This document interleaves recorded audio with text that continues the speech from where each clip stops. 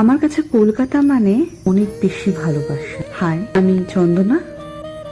এটা একটা mini blog for kitchen makeover. এই রেন্টেড হাউসটাকে আমরা আমাদের ঘর বানানোর চেষ্টা করছি, আর এই অভিযানে আমার সাথে একজন অদৃশ্য মানুষের হাত আছে যাকে আমাদের ভিডিওতে দেখা যাবে না।